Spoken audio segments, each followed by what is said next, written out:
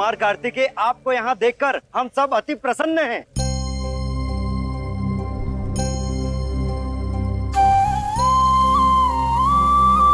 कुमार कार्तिकेय, आपके आगमन से हम सभी गणों के मन में हर्ष का भाव है।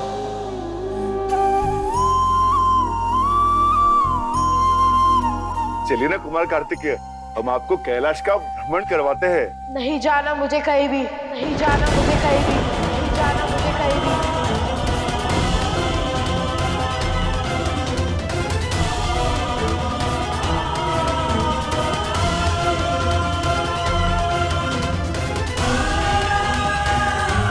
कार्तिकेय, ऐसा नहीं कहते पुत्र। जाओ।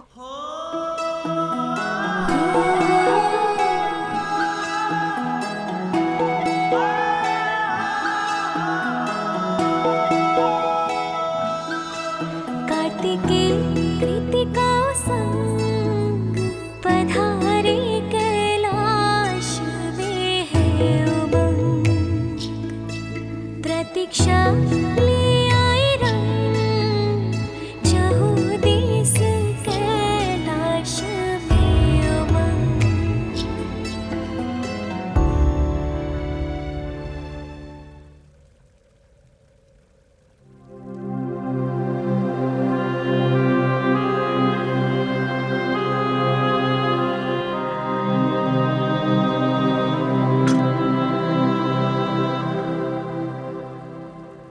धन्यवाद।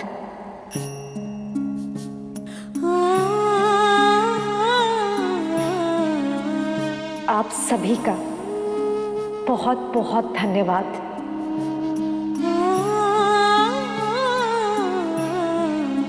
आप सबने मेरी पीड़ा को समझा और कार्तिकेय को उसके उचित स्थान पर भेजा।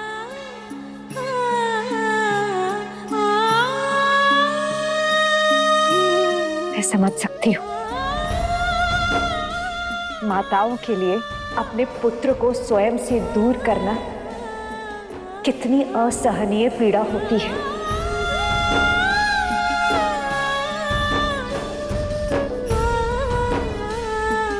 परंतु आप सबने उचित निर्णय लिया।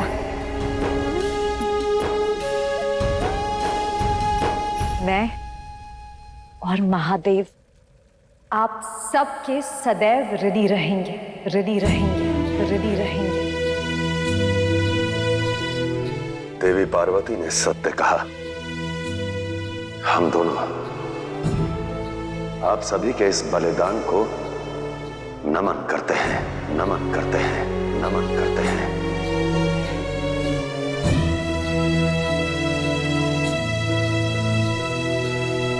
और आपके इस त्याग के बदले यदि मैं ये कहूं कि आप सभी मुझसे कुछ मांग लीजिए,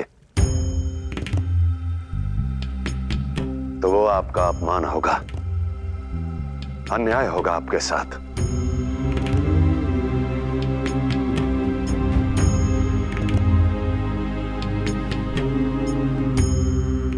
आप सभी की ममता का मोल तो नहीं लगाना चाहता, परंतु आप सभी को कभी भी कुछ भी चाहिए हो, मुझसे कहिएगा। आपकी मनोकामना पूर्ण करूंगा, अवश्य करूंगा, अवश्य करूंगा, अवश्य करूंगा।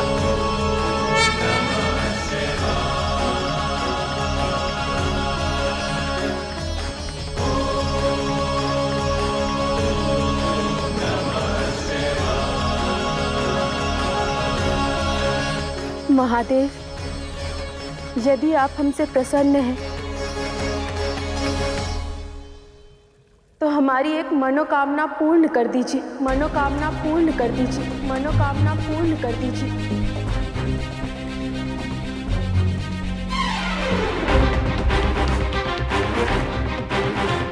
मांगिए देवी, क्या चाहती हैं आप?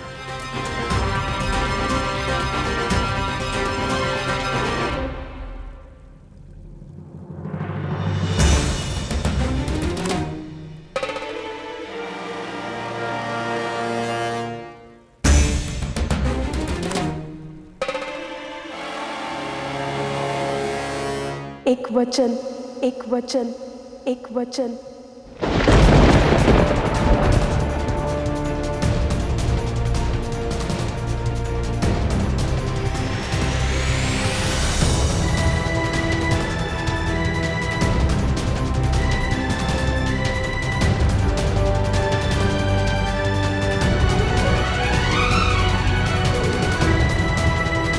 कहिए।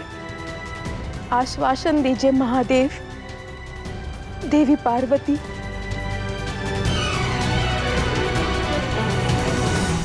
कि आप कभी कार्तिकेय को हमारी कमी खलने नहीं देंगे, हमारी कमी खलने नहीं देंगे, हमारी कमी खलने नहीं देंगे।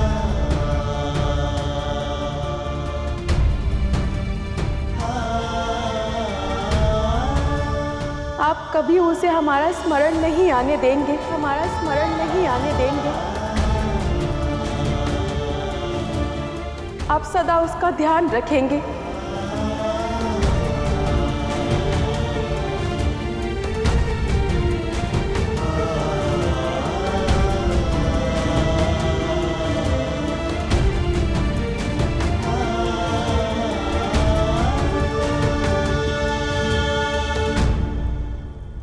ये क्यों रखेंगे मेरा ध्यान जब मुझे यहाँ रहना ही नहीं है?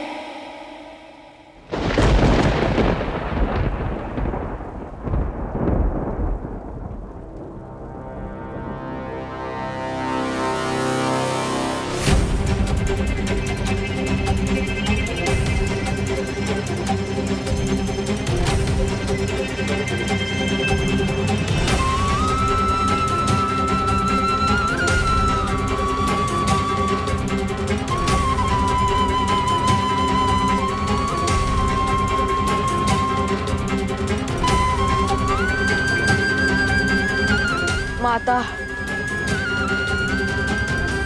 मैं आपके आगे हाथ जोड़कर कहता हूँ, मुझे ले चलिए अपने साथ।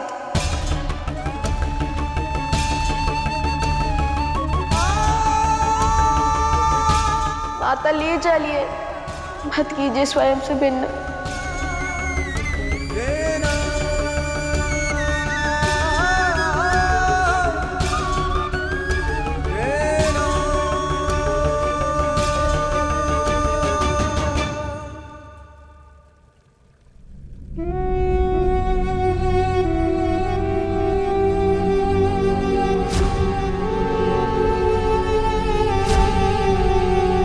इस बालक को इन कृतिकाओं ने पाला है, इसलिए संसार इसे कार्तिकेय के नाम से जानेगा।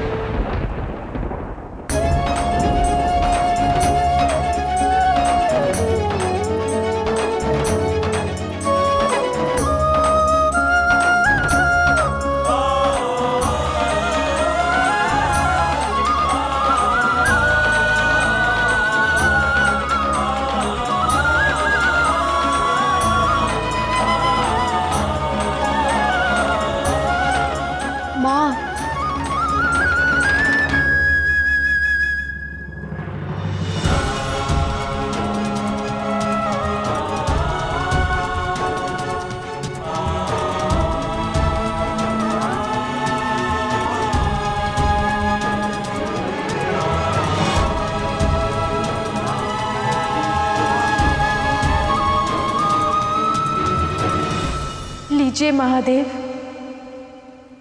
माता पार्वती, संभालिए अपने पुत्र को, संभालिए अपने पुत्र को, संभालिए अपने पुत्र को।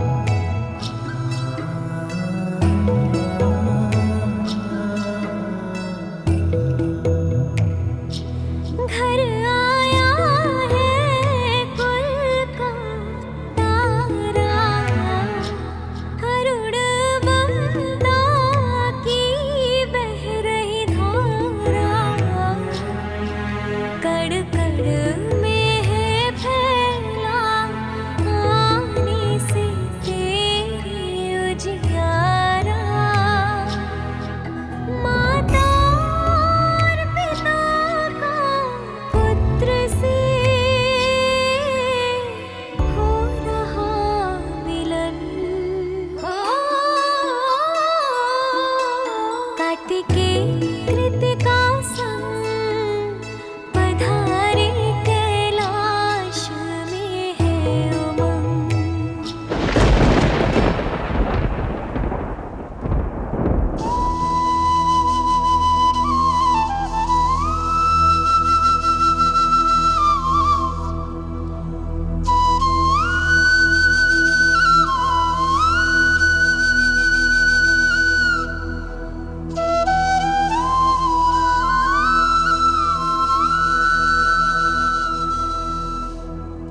अकस्मात ही मैं इनका पुत्र बन गया।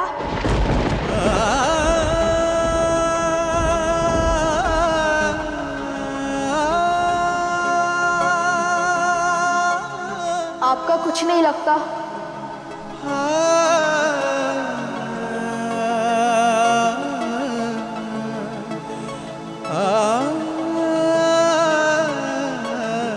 ऐसा कह भी कैसे सकती है आप माँ? कार्तिकेय,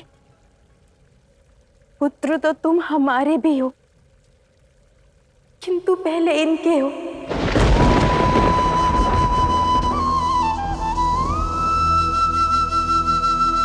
और यदि हमने तुम पर इनके पहले अपना अधिकार जताया तो हमारी ममता लोभी कहलाएगी।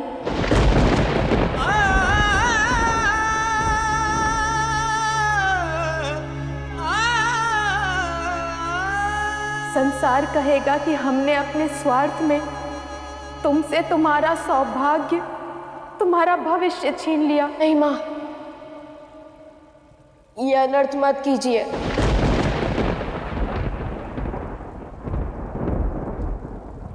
मैं आपके बिना कैसे रहूंगा?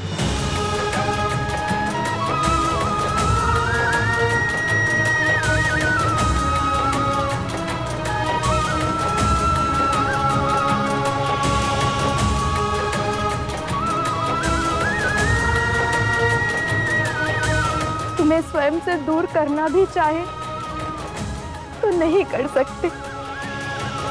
तुम हमारे हृदय के टुकड़े हो, तो ले चलिए ना माँ अपने साथ।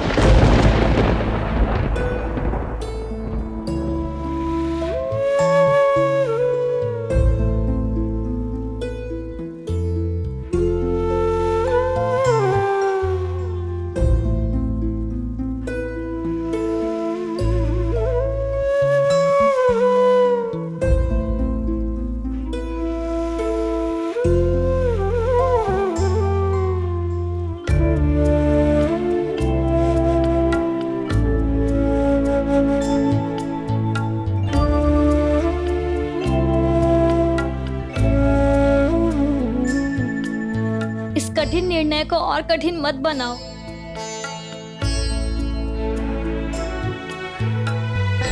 हाँ पुत्र, बात को समझने का प्रयास करो। नहीं समझना मुझे कुछ।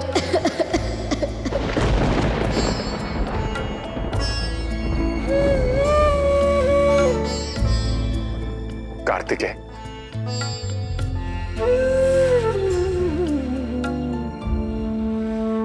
हम सभी तुम्हारा इन कृतिकाओं के प्रति स्नेह समझते हैं,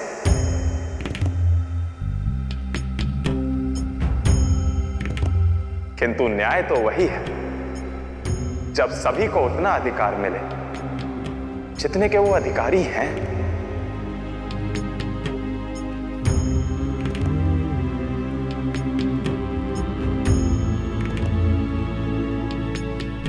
पुत्र, इतने वर्षों तक तुम हमारे साथ थे।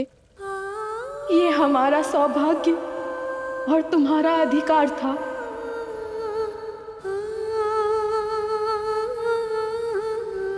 किंतु अब तुम्हारा कर्तव्य यहाँ कैलाश पर रहना है।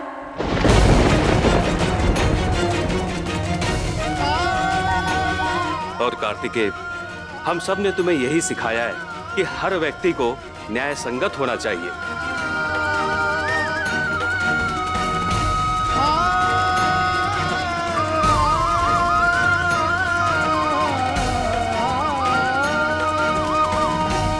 तो अब माँ की ममता न्याय और अन्याय के तराजू में तोली जाएगी गुरुदेव। और यदि ऐसा है तो बताइए, जब मैं भूखा होता था, खाने को पर्याप्त भोजन नहीं होता था, तब मेरी माँ स्वयं भूखी रहकर मुझे अन्न खिलाती थी।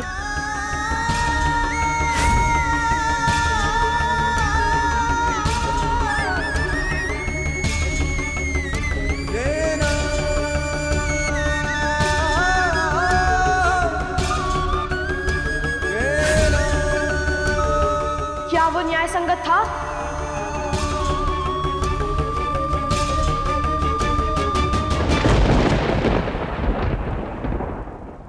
आप बताइए नारायण, जब मेरी माँ स्वयं सूर्यदेव का तेज सहकर मुझे छाव में रखती थी,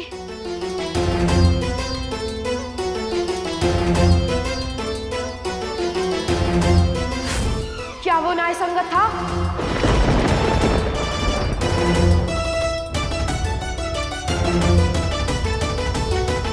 बताइए गुरुदेव, बोलिए नारायण, उत्तर दीजिए।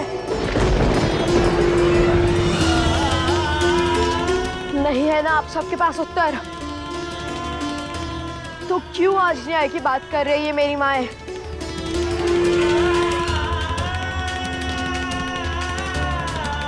क्यों क्यों न्याय की बात समझा रहे हैं आप सब मुझे?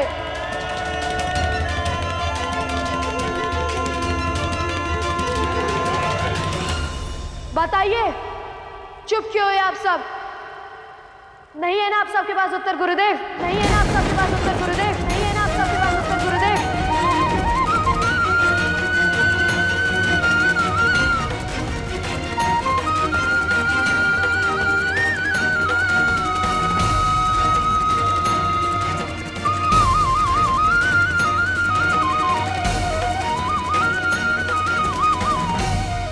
बोलिए नारायण।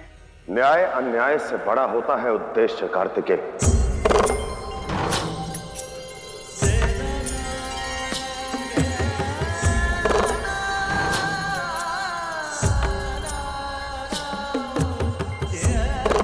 उद्देश्य क्या होता है? उद्देश्य क्या है? उसका अर्थ?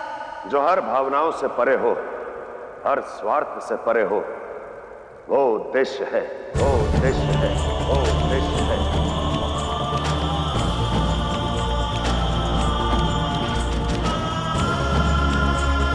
अपना सब कुछ त्याग कर भी जिस कर्तव्य को निभाया जाए, वो उद्देश्य है।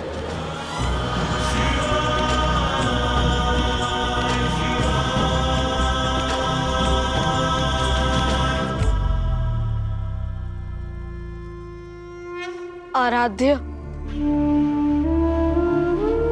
इसका अर्थ यह है कि मुझे युद्ध करने के लिए तैयार करने के लिए इस आयु तक पालने पोसने के उद्देश्य से इन माताओं के पास रखा गया।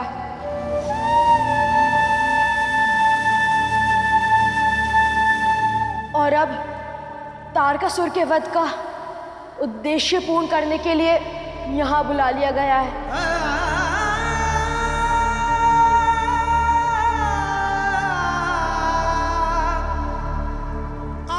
आपके इन उद्देश्य ने मुझे व्यक्ति से वस्तु बना दिया है आराध्य, मुझे व्यक्ति से वस्तु बना दिया है आराध्य।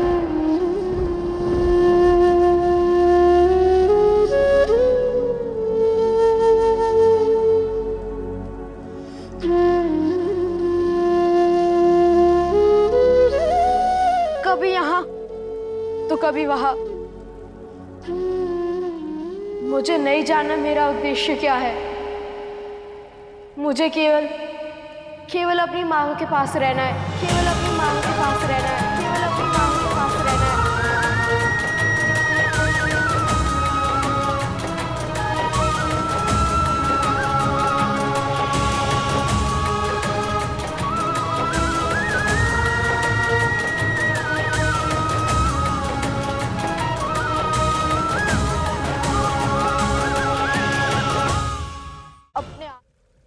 पुत्र समझने का प्रयास। नहीं, कहा ना, नहीं हूं मैं आपका पुत्र। फिर फिर क्यों बार बार मुझे पुत्र कहकर पुकारती है? क्यों? आपका उद्देश्य आप पूर्ण कीजिए।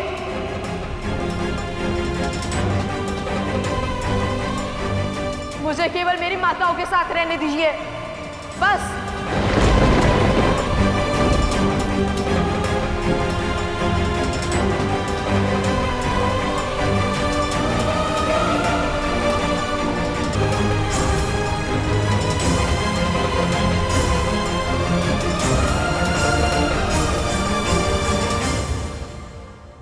अपने आचरण के लिए क्षमा चाहता हूं, किंतु जब एक पुत्र को उसकी माताओं से भिन्न करने का प्रयास किया जाए तो आचरण की गरिमा भंग कर ही देता है।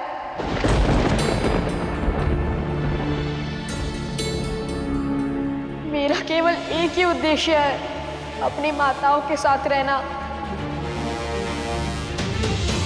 और आपका उद्देश्य है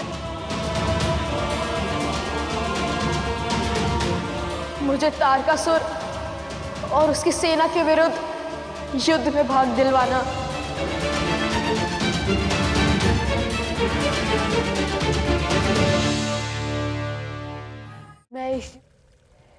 मुझे युद्ध का भय नहीं है, भय है तो अपनी माताओं के आंचल से दूर जाने का।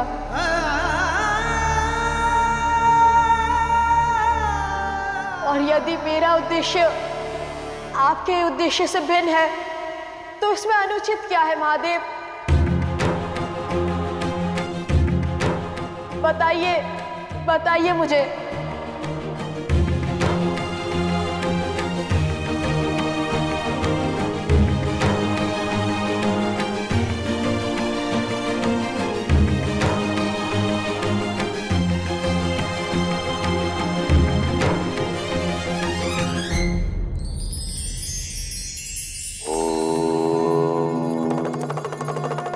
मानव धन कमाने में अपना पूरा जीवन लगा देता है, किंतु अंत तक जो भी संजोता है उसका लाभ स्वयं कभी नहीं उठा पाता। यही तो जीवन का सबसे बड़ा सत्य है। जो शांति आपको धन के पीछे भागने में प्राप्त नहीं होती, वो शांति ईश्वर का नाम लेने से मिलती है। इसलिए ईश्वर का नाम लेते रहिए और भक्ति की पूंजी को कमाते रहिए।